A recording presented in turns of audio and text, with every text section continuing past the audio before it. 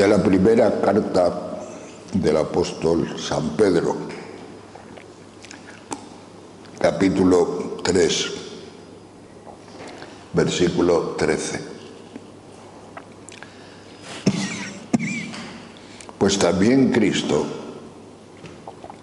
para llevarnos a Dios, murió una sola vez por los pecados, el justo por los injustos, muerto en la carne, vivificado en el Espíritu. En el Espíritu fue también a predicar a los espíritus encarcelados en otro tiempo incrédulos, cuando les esperaba la paciencia de Dios, en los días en que Noé construía el arca, en la que unos pocos, es decir, 8 personas, fueron salvadas a través del agua. A esta corresponde ahora el bautismo, que os salva, y que no consiste en quitar la suciedad del cuerpo, sino en pedir a Dios una buena conciencia por medio de la resurrección de Jesucristo, que habiendo ido al cielo está sentado a la diestra de Dios y le están sometidos los ángeles, las dominaciones y las potestades. Palabra de Dios. Queridos hermanos, yo ahora pensaba, digo, estoy en un banquete.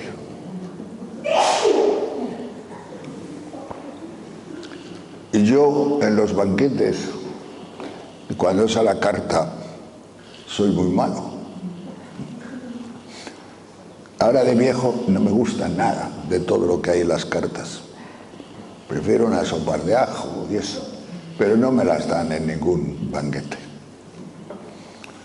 Y entonces, pues, en los laudes, que por cierto me han resultado muy interiores para mí, muy bien, muy guapos.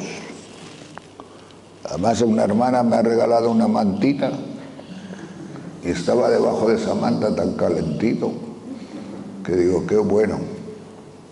Pero no sabía de qué hablar, más o menos. A mí el Sábado Santo siempre, desde que el Señor me ha regalado la gratuidad en esta comunidad, pues yo tengo mi visión del Sábado Santo. Creo que es la bíblica. Y voy a decir una barbaridad, no me la tengáis en cuenta, pero creo que la pastoral de la Iglesia, desde hace 18, 19 siglos, no lo ha entendido bien. Y eso que tenemos un artículo de la fe. Fue crucificado, muerto y sepultado, descendió a los infiernos. ¿Dónde ha colocado, vosotros que sois inteligentes, dónde ha colocado la pastoral de la Iglesia? Él descendió a los infiernos. ¿Algún cura os ha hablado de un dogma de fe? Que esto es de fe, que esto no es teología, que esto no se lo ha inventado Santo Tomás o San Agustín o algún mindungui de esos. No, fe. Es decir, Espíritu Santo puro. Tiene que estar en la Biblia. Eso está claro. ¿Y en la Biblia dónde está? Pues en este texto que os he leído y en otro, al final del capítulo 3 de la carta a los Romanos de San Pablo, que se parecen. Estos dos se han copiado el uno del otro. Porque hay palabras, por ejemplo, al tiempo de la paciencia. San Pablo dice, porque así demostró Dios que no fue injusto Porque a los que habían muerto y estaban en el tiempo de la paciencia, habían muerto para ser condenados, porque eran pecadores natos, como tú y como yo. Pero estaban reservados, no estaban desaparecidos, ni estaban condenados. Y lo llama San Pablo el tiempo de la paciencia de Dios. Y San Pedro es que también lo dice, el tiempo, sí. El Espíritu fue también a predicar a los espíritus encarcelados en otros tiempos incrédulos, cuando les esperaba la paciencia de Dios. ¿Os dais cuenta? Utilizan la misma palabra. Es que se han copiado. Pero no es que se hayan copiado, es que el Espíritu Santo les ha iluminado a los dos. Y gracias a estos dos textos tenemos un dogma, nada menos. ¿Qué quiere decir esto? Miren ustedes, es que si no es desde la gratuidad, es imposible entender este misterio. Se lo digo a usted y a todos los que me puedan oír en este mundo. Estoy seguro que el Papa estaría totalmente de acuerdo conmigo. El Papa de ahora. Y los anteriores también, a los que yo he conocido. Pero el Papa de ahora, el que más, de acuerdo en esto. Porque el Papa de ahora, el tema de la gratuidad, pues, gracias a Dios, lo entiende. Pero ¿y por qué desde la gratuidad se entiende? Pues mire, porque San Pablo lo dice muy bien y la traducción española lo dice muy bien. Que hubiera sido injusto Dios si antes de la venida de Jesucristo hubiera condenado a los pecadores. Hubiera sido injusto. Porque aquellos hombres y aquellas mujeres que eran como nosotros, pecadores como nosotros, ¿por qué nosotros nos vamos a salvar porque haya venido Jesucristo y ellos no, porque no haya venido? Hubiera sido injusto. Dios hubiera sido injusto. Y citan los dos, tanto Pablo como los ahogados en tiempo de Noé. Hermanos, ustedes son unos ahogados. Nosotros somos ahogados. Y hemos sido liberados por la resurrección de Jesucristo. Y salvados por la resurrección de Jesucristo. Entonces lo suyo era que Jesucristo hiciera el viaje en el túnel del tiempo hasta el espíritu, es lo que significa. Fue a predicar, figuraos, qué palabra, ¿verdad? En el espíritu, dice San Pedro, en el espíritu fue también Jesús a predicar a los espíritus encarcelados. ¿Encarcelados qué quiere decir? Que estaban ahí, en el seno de Abraham, o llamadlo como os dé la gana, pero esperando el anuncio, sin saber seguro cuál era su destino. Incrédulos en otro tiempo, cuando les esperaba la paciencia de Dios, en los días en que Noé construía el arca, etcétera, etcétera.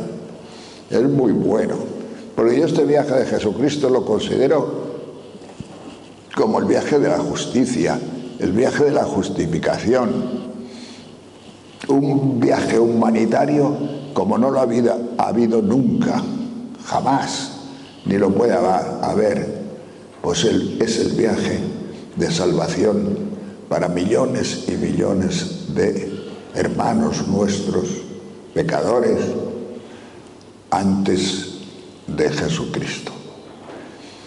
Y es parte del banquete, ¿verdad? Es parte del banquete de unir a... A mí me gustará en el cielo charlar con los ahogados de Noé, pero de ahogado a ahogado. Pues me gustará para ver cómo lo vivieron. Yo también estoy alguna vez ahogado, pero no de agua. Y vosotros estaréis también alguna vez ahogados, pero no estamos ahogados sin Jesucristo. Estamos ahogados con Jesucristo. Y después San Pedro. Estoy un poco a la carta, ¿eh? Después San Pedro nos dice aquí una cosa muy bonita, que es de esas que los hijos de la gratuidad tenemos que subrayar, por si no nos arrebata la esclavitud, nos arrebata el miedo, nos arrebata el pecado con sus amenazas. Te vas a condenar. Ay, es que no he hecho lo suficiente. Es que yo, figuraos, no tengo buena conciencia. La conciencia mía me dice no sé qué. La conciencia me remuerde de no sé cuál. Y entonces San Pedro te soluciona el problema de un plumazo, con dos frases. Simplemente que te dice, si no, nuestra vida ahora consiste en pedir una buena conciencia a Dios por medio de la resurrección de Jesucristo. ¿Os dais cuenta qué preciosidad? ¿Os dais cuenta cómo se puede vivir esto? Y es tu descanso. Hablamos del descanso del Sábado Santo. Tu descanso más hondo, más profundo, más vital, más sanador es creer en la resurrección de Jesucristo. Porque el que cree que Dios resucitó a Jesús de entre los muertos y que ha sido constituido Señor, está salvo. No necesitas más. Y en tiempo de pandemia no necesitas más. Y en tiempo de incredulidad como es este mundo de ahora, no necesitas más. Con esta simple cuestión que te he dicho, puedes mostrar un amor a Dios total. Te pongo un ejemplo. Vete a tu oficina el lunes, delante de todos aquellos incrédulos que hay, y tú di, gloria al Señor. Creo que Jesucristo vive. Creo que Jesucristo es el resucitado. Creo que Dios es Dios. A ver cuánto tardan en echarte. A ver cuánto tarden en echarte. Pero todo ese rato que tarden en echarte, estás proclamando a Jesucristo con infinito amor, porque te estás jugando la vida. ¿Qué quiere decir eso? Que tú, sencillamente, estás salvado. Estás salvo. Al llegar a la otra parte, no te va a decir Jesucristo, no te va a dar unas palmaditas en el hombro o un beso y te va a decir, buena la tuya, buena. ¿Cómo te echaron de la oficina? ¿Cómo te echaron de la oficina por mí? Por mi resurrección. Principio de contradicción. Qué bueno. Y encima, es más bueno todavía, porque a ti te echarán de la oficina y vas a tu casa y rezarás por los que te echaron. Y al final se van a salvar también. Y al final cuando llegues al cielo, pues les harás así, pero no puedes porque que nosotros también. Que nosotros también hemos impetrado, no sabemos cómo, pero una buena conciencia por la resurrección de Jesucristo. A mí me emociona la fe, pero sobre todo me emociona la fe cuando he entendido que el principio de toda fe, el punto clave de la fe es creer en la resurrección. Todo lo que hizo Jesucristo antes de la resurrección es de hombre, un hombre. Quizá extraordinario, porque claro, tuvo unas cosas, unos milagros impresionantes y todo impresionante. Pero bueno, puede haber algún gurú super no sé cuántos. Es humano. Todo lo que hizo, aunque sea muy al extremo de lo humano. Pero en la resurrección ya es absolutamente otro ser, otro mundo, un cielo nuevo y una tierra nueva. Ahí ya no hay posibilidad absolutamente de enganchar con el mundo viejo para nada. Si a ti te dicen, o tú por tu cariño dices, yo quiero dormir en el sepulcro de Jesucristo el día que lo enterraron, y si José de Arimatea te deja dormir allí, pues hacia las 2 de la mañana o 2:30 o 3 te vas a despertar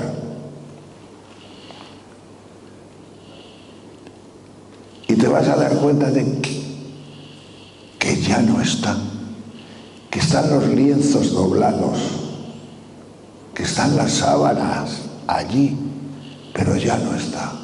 ¿Oíste algo? Porque se supone que el ruido de la resurrección sería terrible, ¿no? ¿Oíste algo en el sepulcro? No. ¿Viste algo?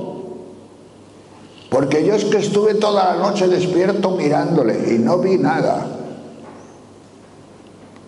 Es que Jesucristo resucitó por dentro.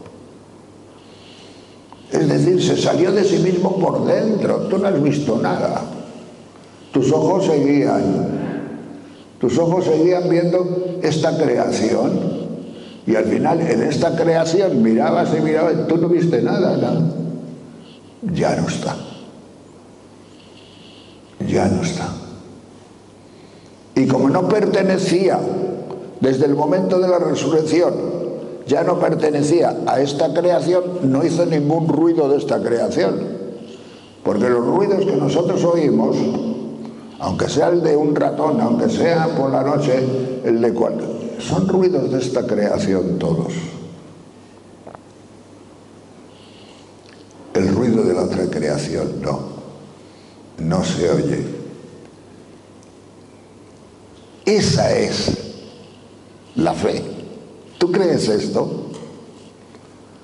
¿Tú crees que se puede resucitar a la nueva creación, a un nuevo mundo, desde este mundo?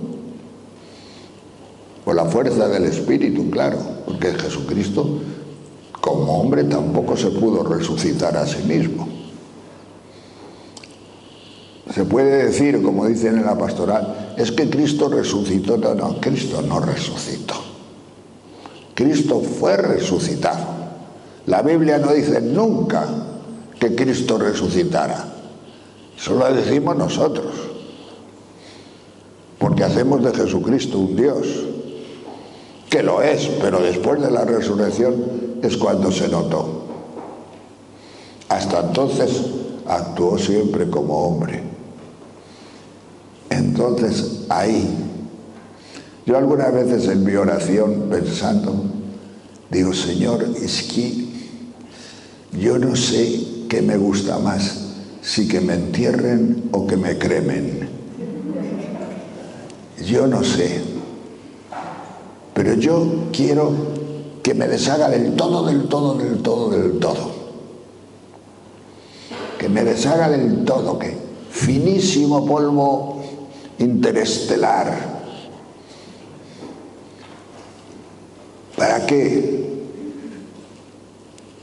Para que nazca nuevo, para que mi fe no tenga ni el agarradero de una reliquia. Mira, esta rodilla era de chus. No, polvo, todo absolutamente polvo. Y nacer de nuevo del polvo absoluto. Esa es la fe que yo quiero para mí. Desaparición totalmente del humano para aparecer. Yo sé que voy a ser el mismo. Yo sé que en el cielo voy a ser identificable. Yo sé que en el cielo alguno de vosotros dirá alguna vez, mira, por ahí va Chus. ¿Cómo? Yo no lo sé. Pero identificables. Porque si no fuéramos identificables, era inútil todo lo que estamos haciendo. No, tú, eres amado tú, en tu esencia, en tu entidad. Has sido creado tú y tú y tú. Y el valor que tú tienes es tremendo, porque eres tú, delante de los ojos de Dios. Que no pienses que te va a confundir con nadie. Y eso es dogma de la fe. Ninguna religión se atreve a hablar de esto, claro. De esto solo habla pues el que tiene la verdad. ¿Y quién tiene la verdad? Jesucristo y su Espíritu. Y nosotros podemos hablar porque nos lo han dicho ellos, y no de qué. Porque nos lo han predicado, nos lo han transmitido y nos lo han escrito. Esto, por ejemplo, le encantaba a Unamuno, diciendo en su esperanza, en esa resurrección, que no creía en ella, por otros rollos, pero la deseaba. No creía en la resurrección, pero deseaba que fuera así, con toda su alma. Entonces, pues, en oración tú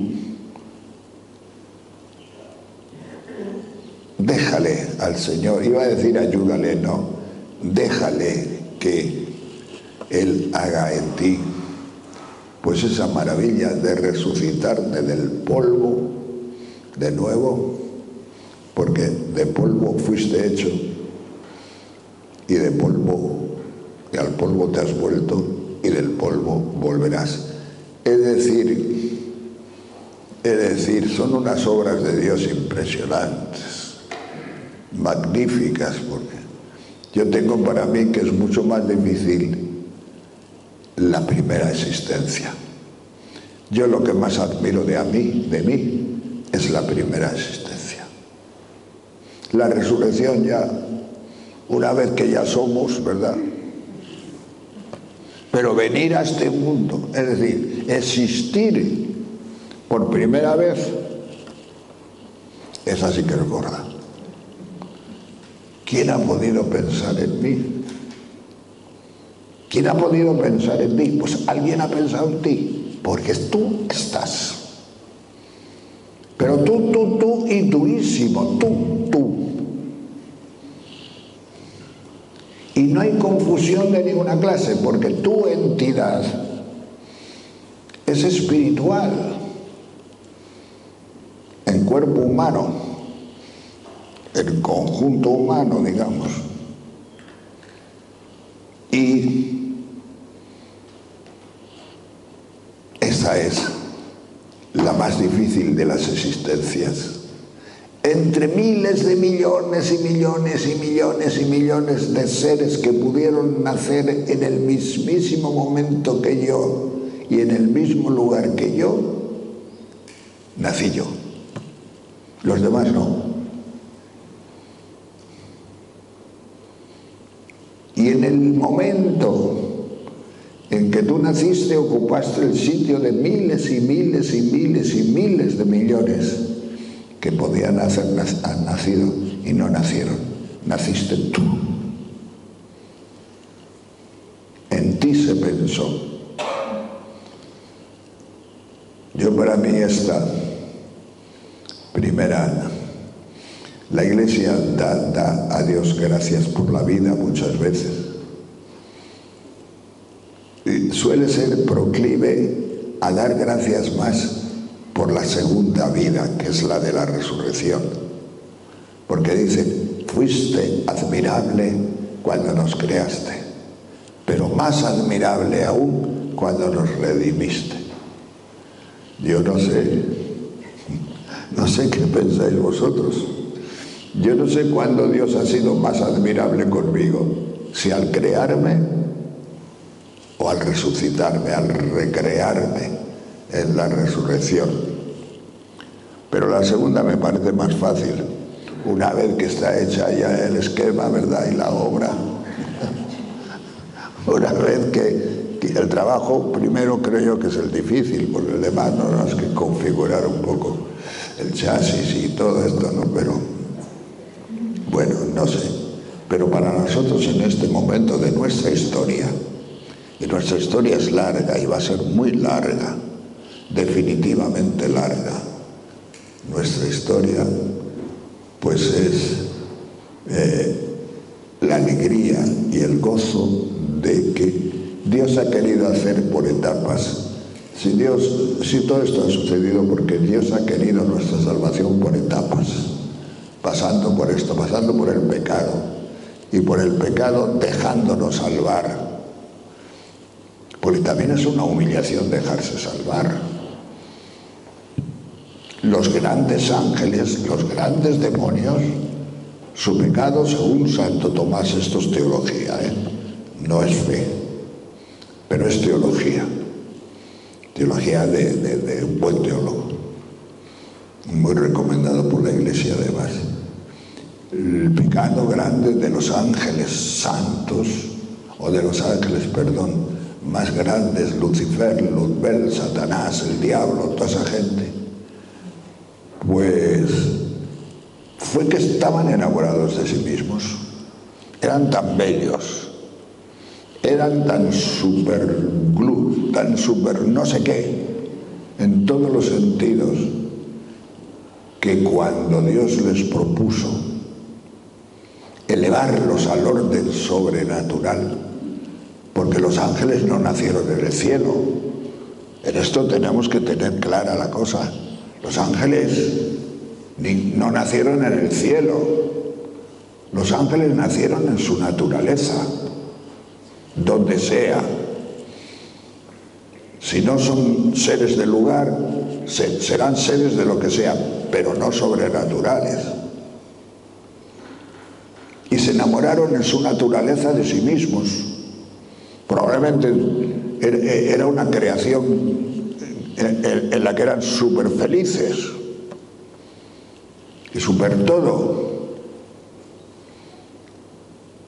Y claro, se vieron tan bellos, se vieron tan buenos, se vieron tan súper tal, que cuando Dios propuso a los ángeles la elevación al orden sobrenatural, que es la que nos propone a nosotros ahora mediante la resurrección de Jesucristo, a nosotros nos está proponiendo mediante el bautismo y la resurrección y la fe en la resurrección de Jesucristo, nos pregunta sobre el orden sobrenatural.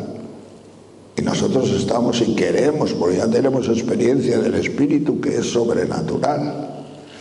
O sea, estamos dentro ya de la sobrenaturalidad, muy por encima de los ángeles antes de entrar en lo sobrenatural. Es otra etapa, ¿veis? La etapa humana la conocemos, la nuestra.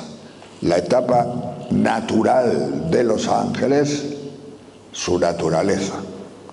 Y la etapa sobrenatural, que es el cielo de Dios. Y entonces los ángeles, cuando les pusieron,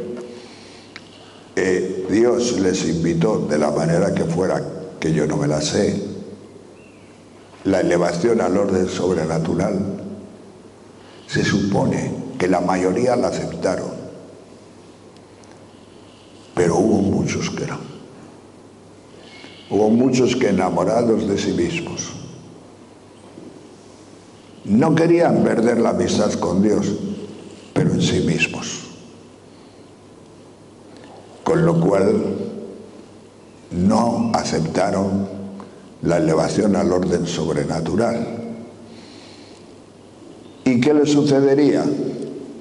Pues que al perder la etapa del orden sobrenatural, y cuando los demás se fueron al cielo, los demás ángeles, ellos quedaron en su tierra o en su sitio, y se cortó la posibilidad ya. O sea, se cortó. Y entonces entró en el mal, en el demonio, un odio a Dios. Un odio a Dios, y este odio a Dios, pues, todavía lo estamos padeciendo en algún sentido todos nosotros, todos los que estamos aquí en la tierra. Y entonces, ¿qué es lo que quiere el demonio de nosotros? ¿Y por qué nos ataca? Porque no quiere que pasemos al orden sobrenatural. El demonio quiere separarnos de Jesucristo y de la resurrección y arrastrarnos a donde sea. Pero no quiere de ninguna forma eso. Entonces, si te ataca el demonio, ¿para qué es? Para que no reces, para que no prediques, para que te endurezcas, para que desprecies, para que seas un chulo, para que vayas diciendo en la oficina, mira, es que cree, echémosle de aquí, arrojémosle de esta oficina. Y entonces, pues, nosotros, por la gracia de Dios, vamos camino del orden sobrenatural. Ya estamos en el orden sobrenatural. Y al estar en el orden sobrenatural, tenemos que hacer aprecio de este gran misterio, de este gran descanso, que oficialmente la Iglesia lo celebra ahora, Sábado Santo sobre todo, esta noche, en la resurrección de Jesucristo, en la que todos nosotros resucitamos y vamos a resucitar. Bien, se dice que bueno, que el Sábado Santo es el día del descanso, el descanso de Dios. No sé, yo le veo muy atareado a Jesucristo, porque para predicar desde Adán a todos los que han venido siglos y siglos y siglos, yo no veo tanto descanso. ¿Y por qué tenía que predicarles? Porque tuvieron que optar todos los hombres por el sí o el no a Jesucristo. No hay más orden sobrenatural para los hombres que Jesucristo. Optas por Jesucristo. Por Jesucristo hombre, resucitado. Optas por Jesucristo al cielo de Dios. No optas por Jesucristo al infierno de los infiernos. Supongo que sería un poco mejor que lo que yo lo digo. Y el sermón de Jesucristo sería muy convincente. Y me parece que nos vamos a encontrar con todos los que murieron en el diluvio, o la gran mayoría, la inmensa mayoría, y estarán Caín y gentucilla así, estarán, pero unos ahogados como nosotros y salvados por la gran misericordia de Dios. A mí me parece esto maravilloso. ¿Y por qué la Iglesia no ha entendido bien, o la pastoral de la Iglesia no ha entendido bien esto? La pastoral de la Iglesia no ha entendido bien nunca, en todos los siglos, esto por falta de gratuidad.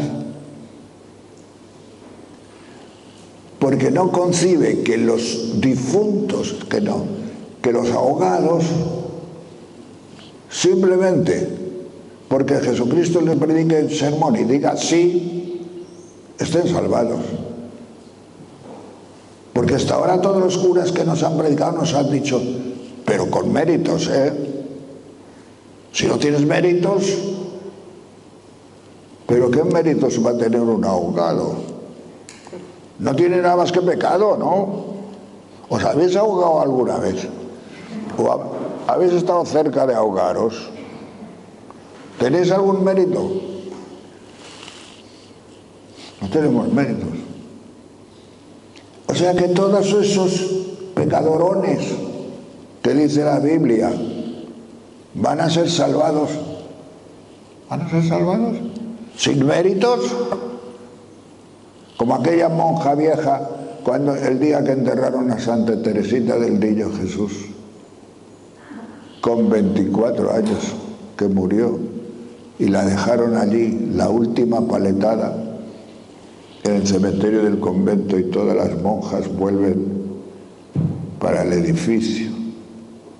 Y va una vieja y dice, pobre hija, no le ha dado tiempo de ganar méritos para el cielo. ¿Qué será de ella? Y no habían pasado 12 años y el Papa Benedicto XV la había declarado ya patrona de las misiones universales. ¡Qué vista tuvo la vieja! ¡Qué profeta! ¿Por dónde van las obras del Espíritu? ¿Os dais cuenta? ¡Qué santaza!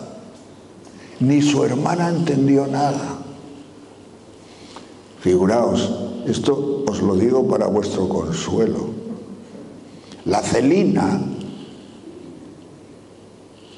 que era tan amiga de su hermana, todavía vivía por el año 1950 y tantos. Y cuando la Iglesia dio una interpretación de la vida de su hermana, haciéndola patrona de las misiones y no sé cuántos títulos que le han dado, hasta últimamente doctora de la Iglesia, Celina dice, mi hermana no era eso. Mi hermana no era así.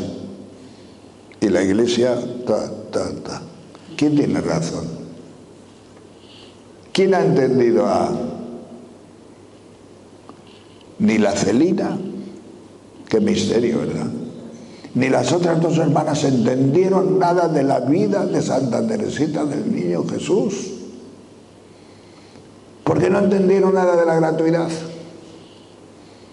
Y Santa Teresita del Niño Jesús, pues para nosotros es, ¿cómo se dice?, pionera. Entendió este tema. Yo algunas veces pienso, a mí que me gusta escribir, pues cuando escribió Historia de su alma y le dio el manuscrito a la María de Gonzaga, que era hermana carnal, hija de padre y madre, pero a la vez priora,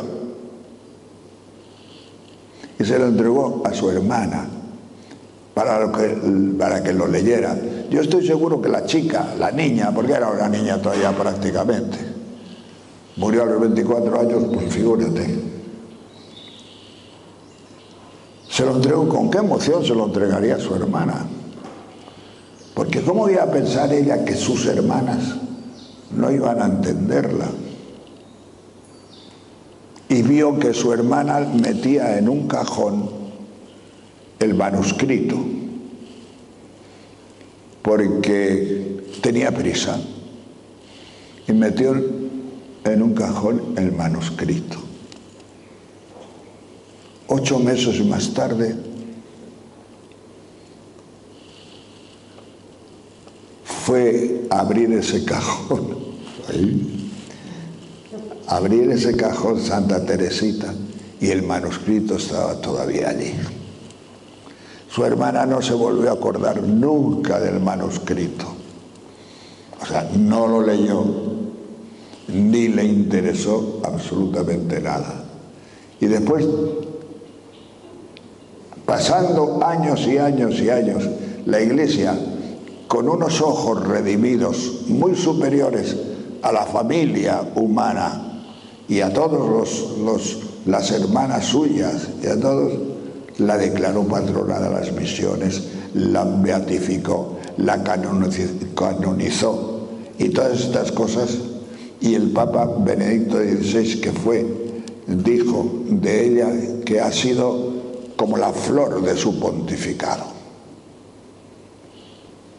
La Iglesia, con unos ojos profundísimos de resurrección, de otro mundo, de nueva creación, pues nos ha dado a una Santa Teresita que hoy día está viva, completamente viva. Se leen sus obras y a montones de gente hoy les están haciendo muchísimo bien. Pues bien, no sé cómo voy yo en esto. Pero estoy empezando todavía, ¿no? Llevo 42 minutos nada más. Bueno, de todas formas voy a terminar porque en el banquete tampoco se puede exceder uno.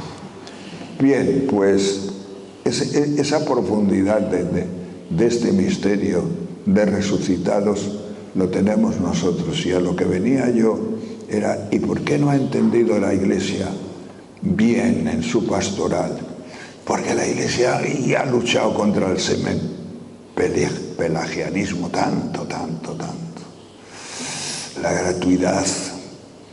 gratuidad, pero que está por toda la Biblia extendida, pero ¿cómo es posible que no sepamos leer? Pero ¿por dónde se ha metido? ¿Por dónde se ha metido?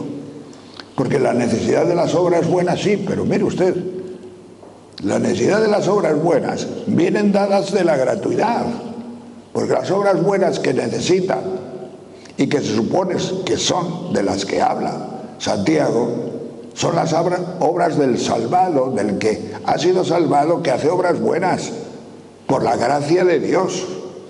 Porque cualquier cosa buena que hagas tú que no sea por la gracia de Dios es mala.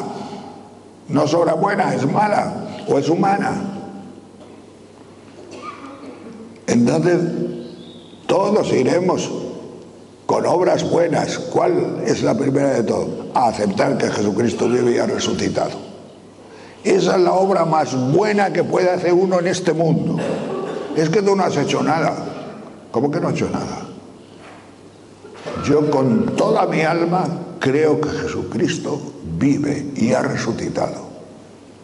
Cuéntame la tuya.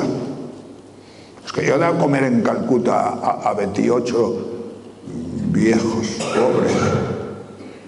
¿Pero creéis alguno en Jesucristo? ¿Alguno de los viejos y tú creéis en Jesucristo? Pues empezad por donde hay que empezar. Y hay que empezar en profunda humildad. Señor, creo en la resurrección de Jesucristo y estoy señalado con su sangre. Y este sí que es descanso. Este sí que es descanso. Eso sí que os descansa el corazón y el espíritu, porque os pase lo que os pase, diréis, me moriré, pero la gran conquista de mi vida ya la tengo hecha. Como decía San Pablo aquello de, he guardado la fe. Pero esta fe, la fe no es un abstracto, la fe es un concreto. ¿Qué fe? Jesucristo ha resucitado. Esta es la fe que guardaba San Pablo. Hasta el final he guardado la fe. Hermanos, pues, que el Espíritu Santo nos ayude a guardar la fe.